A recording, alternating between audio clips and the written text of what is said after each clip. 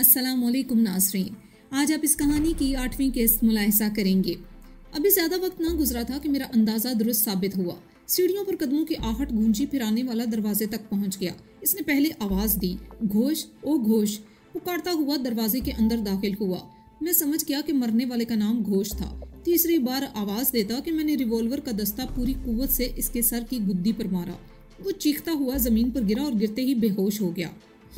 मुझे तर निवाला समझकर शिकार करने आए थे और खुद ही शिकार हो गए। मैंने इसे ठोकर मारते हुए कहा, फिर वहीं बैठकर पट्टी बदलने लगा। इस बार मैंने पट्टी के लिए बेहोश शख्स का कुर्ता फाड़ा था। इस काम से फुर्सत पाकर मैं सीढ़ियों से नीचे उतरता चला गया। उस इमारत से निकलकर मैं बाहर आया। हर तरफ अंधेरा था, माहौल पर सकूत तारी था। मैंने दूर झिलमिलाती रोशनियों पर नजर डाली। पता नहीं वो कौन सा इलाका था। मैं उसी तरफ बढ़ने लगा। मुझे उम्मीद थी कि मैं जख्मी टांग के साथ भी वो फासला तय कर लूंगा। अगर मैं वहां तक पहुंच गया तो राजा बाजार के लिए रिक्शा या टैक्सी जरूर मिल जाएगी। मैं इसी ख्याल से लंगड़ाता हुआ धीरे धीरे आगे बढ़ता चला गया। ना हमवार रास्ता, जख्मी पैर, फिर भी मैंने काफी फासला तय कर लिया था। अब सड़क ज्यादा दूर ना थी। मैंने कुछ देर सस्ताने का फैसला किया और वहीं पर बैठ गया। गो कि मैंने बहुत ज्यादा फासला तय नहीं किया था और बहुत ज्यादा पैदल नहीं चला था, फिर भी थकन के मारे निढाल था। शायद ये बहुत ज्यादा खून निकल जाने का असर था। मैंने टटोल कर पट्टी को देखा, वो चिपचिपा रही थी। गोया खून अभी भी रस रहा था, मगर मैं रुका नहीं, चलता रहा। वो रात, उस रात को मैं भूल नहीं सकता। रेंगने की रफ्तार से मैं चल रहा था। फासले सिमट रहे थे। सिमटते हुए फासले ने बिला आखिर मुझे उस जगह पहुंचा दिया जिसे सड़क कह सकते हैं। ये सड़क ना पुख्ता थी और ना कच्ची। बरसों पहले को लतार से बनी होगी, मगर अब छोटे से खड्डों का मजमुआ थी। आसार बता रहे थे कि दिन भर में 1 या 2 बार कोई न कोई सवारी इधर से जरूर गुजरती होगी। मगर उस वक्त वो टूटी फूटी सड़क किसी आशिक के दिल की तरह वीरान नजर आ रही थी। जिधर से रोशनी नजर आई थी, मैं उधर ही बढ़ने लगा। वो रोशनियां अब और वाजिया हो चुकी थी। 2 किलोमीटर का फासला रहा होगा कि मेरा दिल धड़क उठा। अकब से घंटी की आवाज आई थी।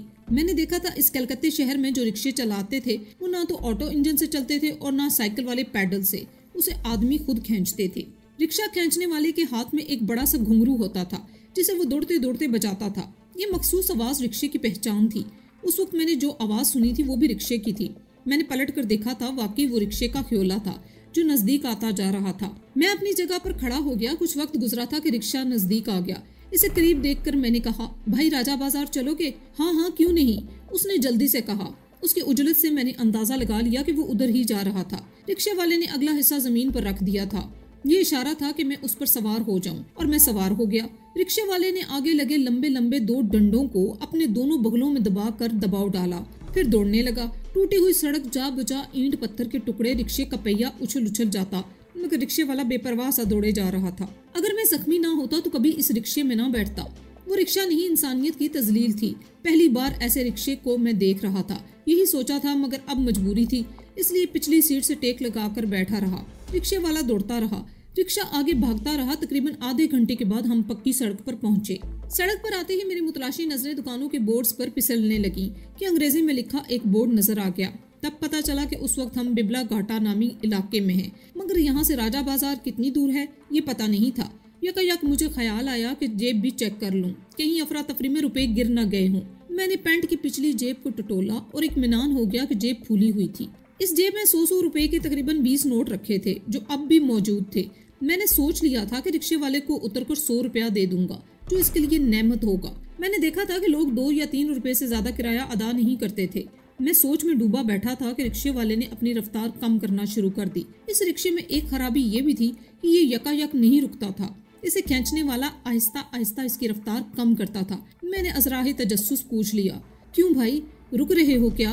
जी बाबूजी, मुझे यहाँ सड़क के किनारे जरा बैठना है, आराम से फारिग हो जाऊंगा। बड़ी सड़क पर बैठा तो पुलिस वाले चालान कर देंगे, 5 रुपया जुर्माना देना होगा। हम गरीब लोग हैं बाबूजी, कहाँ से अदा करेंगे? रिक्शा रोककर वो सड़क किनारे जा बैठा। मैं उसके लौटने का इंतजार कर ही रहा था कि यकायक ही 2 नौजवान अंधेरे से निकले और रिक्शे की 2 तरफ आकर खड़े हो गए। हल्की रोशनी में उनके हाथों में पकड़े उस्तरे नजर आ गए थे मुझे। ये कौन है, क्या चाहते हैं? अभी मैं पूछने ही वाला था कि उनमें से एक बोला, घड़ी और पर्स मेरे हवाले कर दो। मैंने नाकिद नजरों से उनका जायजा लिया, फिर बोला, क्यों भाई, ऐसा जुल्म क्यों कर रहे हो? उस तरह देखा है, अभी गाल पर लकीर बन जाएगी। दाहिनी जानिब खड़े एक कदावर नौजवान ने कहा। और अगर मैं ना दूं तो? मैंने इत्मीनान भरे लहजे में जवाब दिया, लगता है उस तरह गाल की जगह शर्रा ऊपर चलेगा। अगर तुम्हें पर्स चाहिए तो ये लो।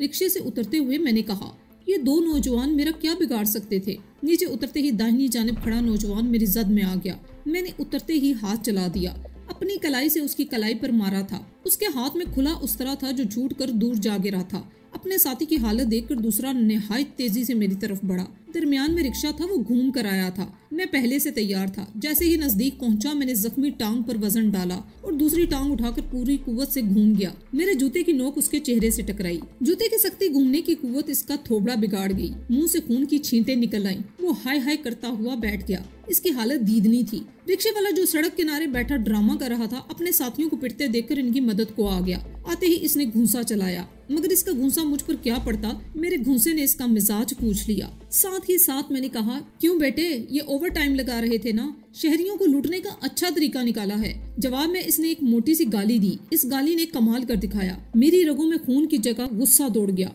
और मैंने गाली का जवाब देने के नाम पर इसे घूंसा रसीद किया, जो ठीक निशाने पर इसे लगा। वो लड़खड़ा कर पीछे हटता चला गया। वो पीछे हटा और इसका पहला साथी जिसने लात खाई थी मेरी तरफ दौड़ा, बिल्कुल ऐसे जैसे वो टक्कर मारकर मुझे गिरा देगा। मैंने फौरन ही इसका जवाब दिया, पूरी कुव्वत से इसके सर पर घूंसा मारा और वो एक ही घूंसे में जमीन पर गिरा। कुछ देर तड़पा, फिर लंबा लंबा लेट गया। अब 2 बच गए थे। मेरे लिए इन दोनों की कोई हकीकत ना थी, मगर मैं जख्मी भी था, गोली लगी थी और ढेर सारा खून भी बह चुका था, बल्कि अब भी बूंद बूंद रस रहा था, जिसकी जानिब मेरी तवज्जो नहीं थी। गुस्सा पागलपन की एक किस्म है। पागलपन में दर्द या तकलीफ महसूस नहीं होती, इंसान खूंखार हो जाता है।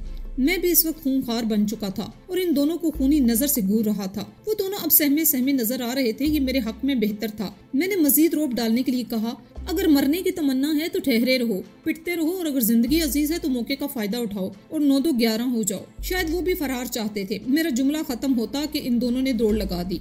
रिक्शे को भी लेना गवारा न किया। मैं अकेला था, क्या करता। सो मैंने कदम बढ़ा दिए और कुछ दूर चलने के बाद स्ट्रीट लाइट्स नजर आ गईं। मैंने कदम तेज कर दिए, जबकि मुझसे चला नहीं जा रहा था, फिर भी लंगड़ाते हुए बढ़ता जा रहा था। सड़क पर पहुंचते ही एक चाय खाना नजर आ गया। इस चाय की दुकान के सामने एक टैक्सी भी खड़ी थी। इस टैक्सी ने मेरे जोश को आवाज दे दी। मैं मजीद तेजी से आगे बढ़ने लगा। रिक्शे वाले की हरकत ने मुझे होशियार कर दिया था। लुटेरे हर मुल्क हर जगह होते हैं, मगर यहाँ के लुटेरे तो प्लानर्स थे। कितनी उम्दा प्लानिंग की थी। वीरान जगह पर खड़े हो गए और अकेला राही मिले तो उसे लूट लेंगे। वाह वाह, उन्होंने लूट लिया होता अगर मेरी जगह कोई और होता।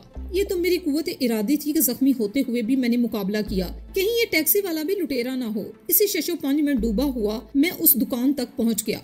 टैक्सी ड्राइवर सरदार था। उस सिख से मैंने कहा, भाई राजा बाजार चलोगे? ओ आहो, इसने चाय का सिप लेकर कहा। मैंने वक्त गंवाना मुनासिब नहीं समझा और दरवाजा खोलकर टैक्सी में बैठ गया। इस तरह दुकान में बैठे हुए लोग भी मेरी तरफ मुतवज्जो नहीं हुए। सरदार जी ने मुझे 10 मिनट में राजा बाजार पहुंचा दिया। शेर अली शेरू की गली के सामने उतरते हुए मैंने किराया अदा किया और इसके घर में दाखिल हो गया। घर में तकरीबन तमाम लोग मौजूद थे। मैंने अंदर दाखिल होते ही कहा, यार शेर अली, यहाँ कोई ऐसा डॉक्टर है जिस पर तुम अंधा एतमाद कर सको? हाँ हाँ, क्यों नहीं, ये अपना डॉक्टर गुलाम मुस्तफा है ना, सर्जन है सर्जन। तो चलो उनसे पट्टी कराते हैं। मैं गिर गया था यार, काफी चोट आई है। मैंने दरोग गोई का मुजाहिरा किया। अरे तो फिर वक्त क्यों बर्बाद कर रहे हो, जल्दी चलो। वो मुझे साथ लेकर मस्जिद के पास आया। वहीं वो नर्सिंग होम था। डॉक्टर ने जख्म का मुआयना करते ही कहा, मियाँ ये जख्म सुलाख के चुभने का नहीं है, ये गोली का जख्म है। खैर मनाओ खैर, जो मेरे पास आ गए। किसी और डॉक्टर के पास जाते तो पुलिस केस बना देता। ड्रेसिंग करवा कर लौटा तो सख्त भूख का एहसास हुआ। यहाँ की दुकानें सारी सारी रात खुली रहती थी। शेरू ने लड़के को भेजकर खाना मंगवा लिया। खाना खाकर मैं लेट गया। लेटते ही नींद आ गई। मेरी आँख खुली तो सुबह हो चुकी थी। तकरीबन तमाम लोग अपनी अपनी रोजी की तलाश में निकल चुके थे। कमरे के फर्श पर यहाँ से वहाँ तक कालीन बिछा हुआ था। एक कोने में मैं लेटा हुआ था। दूसरे कोने पर शेरू का एक नौकर नए आए कालीन के बाहर निकले धागों को काट रहा था। इसके बराबर में ट्रांजिस्टर रखा हुआ था जिससे गाने नशर हो रहे थे। ये शायद ऑल इंडिया रेडियो की सर्विस थी। वहीं से वो गाने आ रहे थे। न चाहते हुए भी मेरी तवज्जो उधर चली गई। गाने के बोल कुछ यूं थे, ए वतन के लोगों तुम आंख में भर लो पानी, जो शहीद हुए हैं इनकी जरा देखो कुर्बानी। इस गाने ने मेरी आंखों में भी पानी भर दिया। मुझे अपने वो दोस्त याद आने लगे जिन्होंने अपने आप को पाक वतन की हिफाजत के नाम पर कुर्बान कर दिया था। पता नहीं ऐसे कितने साथी होंगे जिनको कब्र तक नसीब नहीं हुई होगी। इस अफरा तफरी के माहौल में कितने ही जवान शहीद हुए होंगे। मुख्तलिफ मोर्चों पर शहर से दूर अहम चौकी पर भी छोटी छोटी टुकड़ियां कायम थीं। जब इनको वापसी का हुक्म मिला होगा तो इनमें से बहुत सारे लोग वापस नहीं पहुंच पाए होंगे। कुछ जवान मिलिट्री लॉ के खिलाफ जोश में आगे बढ़े होंगे। उन्होंने हथियार डालने के बजाय अपनी कुर्बानी पेश कर दी होगी और अगर इनकी लाश दुश्मन के हाथ लगी होगी तो मैं यही कुछ सोच रहा था कि अनाउंसर की आवाज गूंजी। अब सुनिए बाकी के पैगामात इन पाकिस्तानी फौजी कैदियों के जो उन्होंने अपने प्यारों को भेजे हैं। फिर एक मर्दाना आवाज गूंजी, अस्सलाम वालेकुम, अली शाह के बारे में आपने पूछा है? तो बस इतना सुनते ही मैं चौंक गया। अपना नाम सुनकर कौन नहीं चौंकता है। मेजर साहब को भी मैं पहचान गया था। जैसूर सेक्टर ज्वाइन करने के बाद पहले मैंने इन्हीं को रिपोर्ट की थी। इन्हीं के कमांड में मुझे काम करना था, मगर बाद में मुझे दूसरे सेक्टर में भेज दिया गया था। इतने दिनों बाद भी मुझे इनकी आवाज पहचानने में दुश्वारी नहीं हुई थी। वो अपने मखसूस लहजे में ठहर ठहर कर बोलते थे। अली शाह को जहाँ तैनात किया गया था वो वहाँ से वापस नहीं आया, शायद किसी महफूज ठिकाने पर होगा। फिक्र ना करें, वो जल्द आ जाएगा। मैं समझ गया कि मेरे घर से किसी ने पैगाम दिया होगा जिसका उन्होंने जवाब दिया है। यकीनन मेरे घर वाले मेरे बारे में बहुत परेशान होंगे। मेरी नई नवेली बीवी तो कुछ ज्यादा ही परेशान होगी। ऐसा भी हो सकता है कि उन्होंने मुझे शहीद समझ लिया हो, मेरा स्वयं और 40वां भी करा लिया हो। मैं इन्हीं सोचों में गुम था, लेटा हुआ बस एक ही नुक्ते पर गौर किए जा रहा था। फिर पता नहीं कब मेरी आंख लग गई और मैं नींद की वादियों में उतर गया। मैं बेखबर सो रहा था कि मैंने देखा मेरी जान से प्यारी दुल्हन सुर्ख कपड़ों में मलबूस छोटे छोटे कदम उठाती हुई बढ़ रही है। इसकी नजरें झुकी हुई हैं। इसे दो तरफ से इसकी दो सहेलियों ने थाम रखा है। वो आगे बढ़ना नहीं चाहती, या फिर इसके कदमों में हया की जंजीर है जो इसे आगे बढ़ने नहीं दे रही। मगर इसकी सहेलियां इसे जबरदस्ती आगे बढ़ा रही हैं। वो ज़ारो कतार रो रही है और उसे चुप कराने वाला भी कोई नहीं है। सब खुशी से सरशार हैं, अपने आप में मस्त हैं, झूम रहे हैं, गा रहे हैं। मैं इसी की तरफ देखे जा रहा हूँ, हजार जान से निसार हो रहा हूँ, मगर वो मेरी तरफ नहीं देख रही, बस रोए जा रही है। तभी मैं देखता हूँ कि एक अजनबी आगे बढ़ता है और इसे बाहों से पकड़कर ले जाने लगता है। वो बार बार मचल रही है, आगे जाने से अपने आप को रोक रही है, मगर वो शख्स इसे खींचते ही जा रहा है। मैं आगे बढ़ता हूँ कि मेरी अम्मी मुझे रोक लेती हैं कि नहीं बेटा, इस पर अब तुम्हारा कोई हक नहीं है, वो किसी और की हो चुकी है। ऐसा भयानक ख्वाब देखकर किसे नींद आती है। मैं चीख मार कर उठ बैठता हूँ। मेरी चीख पर शेरू का नौकर घबरा कर कहता है, क्या हुआ? अब मैं इसे कैसे बताता कि अगर मैं जल्द घर नहीं पहुँचा तो मेरी दुनिया लुट जाएगी, मैं बर्बाद हो जाऊंगा। मुझे जल्द से जल्द अपने घर गिलगित पहुंचना है। मगर ये बात मैं इसे बता नहीं सकता था, इसलिए बोला, बस मैं ख्वाब में घबरा गया था, कहकर मैं उठ गया। अब मुझे शेर अली शेरू का इंतजार था कि वो आ जाए तो मैं जाकर गुलफाम से मिल लूं। अभी मैं गुलफाम से मिलने इस तक पहुंचने का सोच ही रहा था कि कमरे के दरवाजे पर दस्तक हुई। दस्तक का अंदाज बेढंगा सा था। ऐसा लग रहा था जैसे दस्तक देने वाला किसी परेशानी में है या बहुत जल्दी में है। मेरे दिल में वसवसे ने सर उठाया, कहीं वही शूटर ना हो, इसे होश आ गया होगा और वो बदला लेने के लिए सीधा यहाँ आया होगा। इसलिए कि अंडरवर्ल्ड में यही कुछ होता है कि मार दो या मर जाओ। वो मरा नहीं था इसलिए मारने आ पहुंचा होगा, क्योंकि मैं अभी जिंदा हूँ। मेरी जिंदगी इसके लिए मौत है। इसके अयाम हयात के सफात पर स्याही बिखेरने के लिए काफी है। गुलफाम इस नाकामी पर इसे मौत का तोहफा जरूर देगा। हर शख्स जिंदा रहने का ख्वाहिशमंद है। खुद जिंदा रहने की खातिर वो मुझे मारने आ गया होगा। इसी सोच के तहत मैंने पॉकेट से रोल किए हुई तार को निकाला, उसी तार को जो इसके एक साथी की मौत का परवाना बन चुका था। फिर उसे खोलकर दोनों हाथों में पकड़ लिया ताकि हमला अवर के गले में फौरन डालकर कस दूंगा। इस तैयारी के साथ मैं आगे बढ़ा, तभी दरवाजे को फिर धड़धड़ाया गया। अब तक मैंने ये तक नहीं पूछा था कि बाहर कौन है, इस पागलपन का मुजाहिरा कौन कर रहा है। बस खामोशी से गुरबा पात चलता हुआ दरवाजे तक पहुंचा था और कुंडी खोलकर फुर्ती से दाहिनी जानिब सरक गया था ताकि दरवाजा खुलते ही मैं किवाड़ की आड़ में जाऊं और आने वाला फौरन मुझे देख न सके। इंसान सोचता कुछ है और होता कुछ और है। मेरा अंदाजा 100% गलत निकला था। अंदर आने वाली हस्ती को देखकर मैं हैरत ज़दा रह गया। मैंने ख्वाबो ख्याल में भी ना सोचा था कि इसे मैं दोबारा देख सकूंगा, मगर वो हस्ती मेरे सामने मौजूद थी, तमाम हशर सामानियों के साथ मौजूद थी, मेरे होशो अखरूद लूटने के लिए मौजूद थी। मुझे ऐसा लगा वो आसमान से उतरी है। मैं मिलन से आगाह हूँ और खला में हम मिल रहे हैं, हैरत के खला में। मैंने इसे फर्शी बिस्तर पर बैठने का इशारा किया, फिर इसके साथ खड़े आदमी से कहा, आप भी बैठिए, अपन को काम है, चलता है। सलाम साहब, वो मशीनी अंदाज में बोला और बाहर निकल गया। इसके जाते ही मैंने मुड़कर पूछा, रेखा तुम यहाँ कैसे? ये घर का पता किसने दिया? मेरा इतना पूछना गजब ढा गया। इसके सब्र का बंध टूट गया। जब बंध टूटता है तो गांव के गांव बह जाते हैं। इसकी आंखों के सैलाब में मुझे अपना करार बहता हुआ महसूस हुआ। मैंने आगे बढ़कर इसके सर पर हाथ रखा और तसल्ली देना चाही थी कि वो तो बस आपे से बाहर हो गई और ऑक्टोपस की तरह मुझसे लिपट गई। ऐसा लगा जैसे वो मुजस्सम मेरे अंदर समा जाना चाहती हो, सीने का पिंजरा तोड़कर दिल में खुब जाना चाहती हो। साथ ही साथ रोना भी तवातर से जारी था।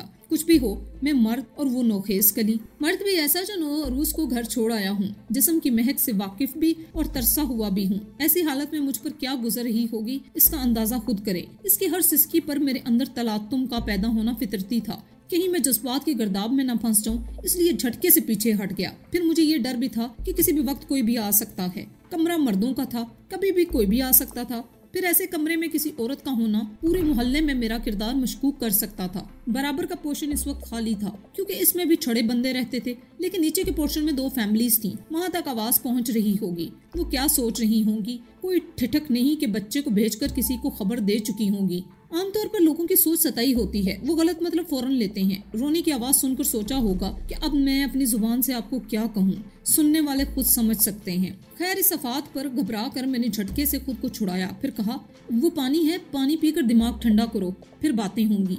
वो पानी पीने के लिए मटके की तरफ बढ़ी। दरअसल इस वक्त फ्रिज हमारे यहाँ पाकिस्तान में आम ना था, तो इनके यहाँ कहाँ से दिखता। वहाँ मिट्टी के मटके राइज थे। वो पानी लेने के लिए उस तरफ बढ़ी और झटके से मुड़ गई। उसने नाक पहुंचते हुए कहा, जमाईदा, ये घर मुसलमान का है ना? हाँ, तुमने कैसे अंदाजा लगाया? मैंने पूछा। ये प्याला, मुसलमान प्याले में पानी पीते हैं ना? इसने कहा। मुझे याद आ गया। इसने कहा तो मुझे याद आया कि इसके यहाँ और दूसरे हिंदुओं के यहाँ या तो पीतल का गिलास देखा था या पीतल का छोटा सा बगैर टूटी के लोटा। तो क्या हुआ? इस वक्त यही हमारे दोस्त हैं, इनके यहाँ ही महफूज हूँ मैं, मगर मुझसे इसमें पानी नहीं पिया जाएगा। मैंने देखा था कि अक्सर हिंदू बर्तन मुंह से एक बालिश दूर रखकर हलक में पानी की धार उतारते हैं। वो पान करना कहते हैं उसे। मैंने जल्दी से कहा, तो पान कर लो। इसने नाक सुकड़ कर कहा, एहे मियाँ लोग, मुसलमान मुंह तो लगाते होंगे ना? इसके नफरत भरे अंदाज पर मेरे दिमाग में एक सड़ी हुई इंतहाई गलीज गाली गूंज कर रह गई। फिर भी मैं मुस्कुराते हुए बोला, जब जिंदगी बचाने का सवाल आ जाए तो सब कुछ जायज है, आंख बंद करके पी लो। कई बार के इस्तदा के बाद उसने 2 घूंट पानी पिया, फिर मेरे करीब आकर बैठ गई। तब मैंने पूछा, हाँ अब बोलो, क्या बात हुई जो तुम अकेली कलकत्ता आ गई? मेरा ठिकाना कैसे तलाश कर लिया? वहाँ घर पे एक कयामत गुजर गई है। कल रात 3 आदमी घर में घुस आए। इन सब के हाथ में राइफल्स थे। उन्होंने दीदी को पकड़ लिया था। वो आपके बारे में पूछ रहे थे। दीदी ने कुछ बताने से माजूरी का इजहार किया तो इनके सर पर दाव से मारा, फिर माँ को और आपके बच्चों को मारा। जब वो लोग बापू को कत्ल कर रहे थे तो मैं भाग निकली। गर्मी की वजह से मैं छत पर सोई हुई थी। वहीं से ये सब तमाशा देखा। खौफ से मैं इसी वक्त परनाले के पाइप से पीछे उतर गई और भागती हुई आम बगान जा पहुंची। चीखो पुकार तो जरूर मची होगी। क्या कोई भी मदद के लिए नहीं आया? हर घर में उजाला देखा, सब जाग गए होंगे, मगर किसी ने हमारे घर आने की जुर्रत नहीं की। या फिर दरवाजे पर भी कुछ गुंडे होंगे जिन्होंने इन्हें भगा दिया होगा। पीछे की तरफ तालाब और झाड़ियां थीं, जिनकी आड़ लेकर मैं छुपते छपाते फरार होने में कामयाब हो गई। आम बगान और स्टेशन के दरमियान तो काफी फासला है। वहाँ से स्टेशन कैसे पहुंची? किस्मत अच्छी थी कि गोरंगू मिल गया। वही गोरंगू जो पड़ोस में रहता है, बाजार में जिसकी दुकान है, जिसने एक बार आपको अपनी दुकान में चाय पिलाई थी मुझे खुश करने के लिए। याद आया, वो राजदूत पर था। इसने मुझे देखते ही कहा, जल्दी बैठो। मैं इसके साथ बाइक पर बैठ गई। तो क्या यहाँ तक राजदूत पर आई हो? नहीं, वो हवा की तेजी से कच्ची सड़क से होता हुआ बोगला पहुंचा। 1.5 घंटे के सफर में इसने बहुत कुछ बताया। इसका कहना था कि संट एक्ट वाले पागलों की तरह तुम्हारे बहनोई को ढूंढ रहे हैं। अगर वो नहीं मिला तो तुम्हारे सब घर वालों को मार देंगे। तुम्हें बोगेला में अपने एक रिश्तेदार के यहाँ पहुँचाने जा रहा हूँ, तुम वहीं रहना। इसे मेरे घर में आई कयामत की खबर नहीं थी। इसकी मालूमात पुरानी हो चुकी थी। मगर तुम यहाँ कैसे पहुँची? मैंने झुंझला कर कहा। सब्र करो, बता रही हूँ। रात का आखिरी पहर था, इसलिए मैं इसके रिश्तेदार के घर में ठहर गई और वो वापस चला गया। मेरा पूरा खानदान कत्ल हो चुका था। मुझे नींद की आहट थी। गोरंगू ने बताया था कि सेंट एक्ट वालों के कत्ल में आप और हिमांशु मुलव्विस हैं। मुख्तसर ये बताओ कि यहाँ कैसे पहुँची? इसकी तमहीद से मैं उकता रहा था। वही बता रही हूँ। अनिल ने बताया था कि आप हिमांशु के साथ इसके होटल में गए हैं, फिर लोगों से सुना कि हिमांशु के कमरे में कत्ल हो गया है और आपके साथ फरार हो गए हैं। आपको याद होगा कि जब जलपाई में थी वहाँ हिमांशु से कई बार मुलाकात हुई थी। वहीं इसने बताया था कि इसकी बीवी श्याम बाजार में रहती है। नंबर भी बताया था जो हादसे में महफूज था। मुझे यकीन था आप यहीं होंगे। बस मैं श्याम बाजार पहुंच गई। इसने हंसते हुए कहा। इसकी हंसी पर मुझे हैरत हुई। जिसका बाप कत्ल हो गया, माँ मारी गई, बहन और भांजे खत्म हो गए, वो इस तरह हंस रही है। मगर मैंने कुछ कहा नहीं, सिर्फ इसकी तरफ देखता रहा। फिर बोला, मगर हिमांशु तो हमारे इस घर के बारे में कुछ नहीं जानता था। तुम ठीक यहाँ कैसे पहुँच गई? इसने इसी तरह भेद भरी मुस्कुराहट बिखेरते हुए कहा, जमाईदा, दिल से दिल को राह होती है। इस दिन तुम मेरे दिल में बस गए थे जब तुमने मुझे एक लड़की की कतार से निकालकर औरत की सफ में खड़ा किया था। औरत बहुत कुछ खोकर बहुत कुछ पाती है। मैंने भी कंवारापन खोकर तुम्हें पाया है। भगवान खुद चाहता है कि तुम मेरे रहो, इसलिए श्याम बाजार पहुंचते ही तुम्हारा पता मिल गया। अभी वो और लाफ गजाफ करती कि दरवाजे पर दस्तक हुई। मैंने घबरा कर पूछा, कौन? काना सुल्तान। अपन का नाम काना सुल्तान है। मुझको भाई ने भेजा है मेहमान के वास्ते नाश्ता देकर। बाहर से आवाज आई, आ जाओ, दरवाजा खुला है। मैंने ऊंची आवाज में कहा। ये अच्छा, कहते हुए बाहर खड़े शख्स ने दरवाजे को हल्के से धक्का दिया। दरवाजा खुल गया। एक काला कुलोटा जिसके चेहरे पर उस तरह के जख्म के लंबे लंबे दाग थे, हाथ में कागज के थैले लिए दाखिल हुआ। उसने थैले मेरी तरफ बढ़ाए, फिर बोला, चांद भाई बोला है कि आपको जो जरूरत हो बोलो, सब पूरा होगा। आप इस इलाके का भाई चांद मियाँ है, यहाँ का चौकी इसका है। चांद भाई बोला है आपको बहुत इज्जत देने का। क्यों भाई, ऐसा क्यों? ये चांद भाई कौन है? मैं तो इसे जानता भी नहीं हूँ। अबू मियाँ साला बुजदिल था, आपसे मार खा गया। जो मार खा जाता है इसे पाड़े में रहने का हौक नहीं है, चौकी खाली करना पड़ता है। गुलफाम भाई ने इसका चौकी चांद भाई को दे दिया, इसे पाड़े से निकाल दिया। अच्छा तो ये गुलफाम की मेहरबानी है, ये लो। आपको खबर ही नहीं, आपसे गुलफाम भाई बहुत खुश है। भाई ने आपको शेर कहा है, शेर। शेर इसका दाहिना बाजू है। सलमान इस बहन को श्याम बाजार से लेकर आया है। अब समझा कि रेखा सीधी यहाँ कैसे पहुँच गई। मैंने लिफाफा खोलकर प्लेट में उंडेला। समोसे, जलेबी, नमक पारे, शक्कर पारे और अमृति थे। मैंने सब कुछ निकाल कर कहा, ठीक है, तुम जाओ। बाहर जाते हुए चाय का कहते जाना। आते आते मैं चाय का बोल आया था साहब, चाय लेकर वो आता ही होगा। कहकर वो लौट गया। इसके जाते ही मैंने इशारा किया, लो खाओ। पता नहीं कब से तुमने कुछ नहीं खाया होगा। नहीं, पहले मुंह तो मीठा कराओ। रेखा ने शौकी से कहा। जलेबी, अमृति, शक्करपारे, इतना कुछ मीठा है, जो मर्जी हो उठाकर मुंह में डाल लो। ओहो, इसमें मीठा कहाँ है? मुझे तो ये वाली मिठास चाहिए। कहकर वो मेरे चेहरे पर झुकी थी कि मैं घबरा कर पीछे हट गया। अरे तुम ऐसे बिदक रहे हो जैसे मुझे पायोरिया है, मुंह से बदबू आती है। ये मर्दाना कमरा है, जरा तहजीब से, कभी भी कोई भी आ सकता है। मैंने मिनमिनाती आवाज में कहा। दरअसल इसकी हरकत पर मेरे खून की रवानी बढ़ गई थी। हलक इस तरह खुश्क हो गया था जैसे गले में ब्लेंडिंग पेपर ठूंस दिया गया हो, कांटे से उगाए हों, पपड़ियां दरक रही हों। मैंने थूक निकलकर हलक तर करने की कोशिश की और फिर बोला, जब तक यहाँ हो खुद पर काबू रखो। ये लो, दिल पर भी कभी काबू रहा है? ये तो वो हरजाई है जो कभी अपना नहीं होता, बस एक पल में किसी और का हो जाता है। धड़कता किसी के सीने में है और धड़कन किसी और के नाम की होती है। यही हाल तो मेरा है। तुम्हें देखते ही ये बावरा मन ताल बदल देता है। इस मन को समझाओ, दिल को बतलाओ। एक जरा सी गलती जिंदगी भर का रोग लगा देती है। और ये डायलॉग जरा कम बोला करो। रोग? हाँ, प्रेम रोग लगा देती है, रोग बना देती है। मैं जानती हूँ कि हर अहद में यही होता आया है कि प्रेम रोगी को मौत मिलती है। वह लैला मजनू हो या शीरी फरहाद, वमक अजरा हो या हीर रांझा, रोमियो जूलियट हो या सस्सी पुन्नू, सबकी किस्मत मौत ठहरी। यही मैंने नावलों में पढ़ा है। गोया तुमने मरने की ठान ली है। अगर मौत तुम्हारी बाहों में आए तो वो भी कबूल है। इसने निहायत रोमानवी अंदाज में कहा। पता नहीं ये लड़की है या जहनी माजूर, पल भर में ट्रैक से उतर जाती है। यही कुछ सोचता हुआ मैं इसकी तरफ देख रहा था कि वो बोली, मैं अभी तक समझ नहीं पाई कि तुम यकयक इतने बदल क्यों गए हो। कहाँ तो मेरे नाम की माला जपते थे। अगर दीदी का डर ना होता तो मुझे दिल में समाये रखते, और अब मेरी जरा सी पहल पर ऐसे बिदक रहे हो जैसे घोड़ा सांप को देख ले। हर फल का मौसम होता है, हर चीज का वक्त। ये वक्त मोहब्बत के इजहार का नहीं है रेखा। मैंने इसे समझाना चाहा। अरे वाह, इतने दिनों बाद मिले हो, आजादी के साथ मिले हो, तो क्या मैं अपनी मोहब्बत का इजहार भी ना करूं? वो झुंझला कर बोली। इजहार मोहब्बत के लिए जिंदगी पड़ी है। मैंने समझ लिया था कि रेखा आपे से बाहर हो चुकी है। अब मेरे लिए रिहाई मुमकिन नहीं। वो किसी हाल में मेरा पीछा नहीं छोड़ेगी। अब मैं इसका क्या करूं, कहाँ रखूं? क्योंकि ये कमरा मर्दाना था। मैं खुद शेरू के रहमो करम पर था, इसका मेहमान बनकर ठहरा हुआ था। अगर रेखा को इस कमरे में ठहराता हूँ तो शेरू कहाँ रहेगा? इसके दोनों नौकर कहाँ जाएंगे? गोया वो एक बड़ा मसला बनकर आई थी। इस मसले से निजात की राह भी सुझाई नहीं दे रही थी। अभी मैं इसी नुक्ते पर गौर कर रहा था कि यकायक जहन में आदिल की शिबिया थरक उठी। इसकी बीवी का अक्स उभर आया। इसके साथ इसे ठहरा सकता था, मगर सबसे बड़ा मसला ये था कि वो मुसलमानों से चिढ़ती थी। इसकी एक मिसाल पानी और प्याला की शक्ल में सामने थी। जब प्याले में पानी पीने की रवादार ना थी तो इनके साथ खाने पीने पर कैसे तैयार हो जाती। फिर भी मैंने इसे जहनी तौर पर तैयार करने की कोशिश की। रेखा, एक बात जानती हो? जी बोलें। वो दीवार पर लटके आईने के सामने खड़ी बिखरी लटों को सही करते करते बोली। मुझे हैरानी थी कि ये किस कमाश की लड़की है, इतने बड़े सानहे को ऐसे बुला बैठी है जैसे यहाँ पिकनिक बनाने आई हो। तभी मेरे दिल ने कहा, बेवकूफ, ये यहाँ की मिट्टी का असर है। मीर जाफर की मिसाल भूल गए? इसने बहनोई नवाब सिराजुल दौला और बहन को किस कसमा पुरसी की हालत में शहीद कराया था। ढाका से जसूर आते हुए बूढ़ी गंगा और सीथा लखा नदी को नहीं देखा था कि एक साथ बहते हुए भी दोनों के पानी मिल नहीं रहे थे, अलग अलग सिमत में बह रहे थे। यहाँ की नदी का पानी मिल ना पाता हो, वहाँ लोगों के दिल क्या मिलेंगे? इनकी तो फितरत में गला काटना है। इसलिए इसने इतने बड़े सानहे को इतनी आसानी से भुला दिया। मैंने भी याद दिलाने की कोशिश नहीं की और आने वाले वक्त की पेशबंदी के तौर पर बोला, इस वक्त हम दोनों की जान खतरे में है। स्टैंड एक्ट वाले हमें कत्ल करने के लिए कुत्ते की तरह हमारी बू सूंघते फिर रहे हैं। फिर वो हर जगह हमें ढूंढ रहे होंगे। यहाँ हम छुप सकते हैं। बात तो सही है, इसने सर हिलाकर कहा, मगर उन्होंने ख्वाबो ख्याल में भी नहीं सोचा होगा कि हम मुसलमानों की शरण में हैं। हाँ, हम ब्राह्मण यानी कि गंदे मुसलमानों के घर में हैं। इसने हंसकर जवाब दिया, इसलिए मैं चाहता हूँ 2-4 दिन के लिए तुम्हें किसी मुसलमान फैमिली के साथ ठहरा दूं। ये भी तो मुसलमान का घर है, मैं यहीं ठहर जाती हूँ। ये घर मर्दों का है, तुम कैसे रहोगी? बराबर में आदिल का घर है, इसकी बीवी भी साथ है। तुम वहाँ ठहर जाओ, वरना कहो तो मैं हिमांशु के घर भेज दूं, वहाँ रह लेना। नहीं नहीं, स्टैंड एक्ट के लोग उसको भी ढूंढ रहे हैं, फिर वो तुम्हारा नाम भी सुनने पर तैयार नहीं।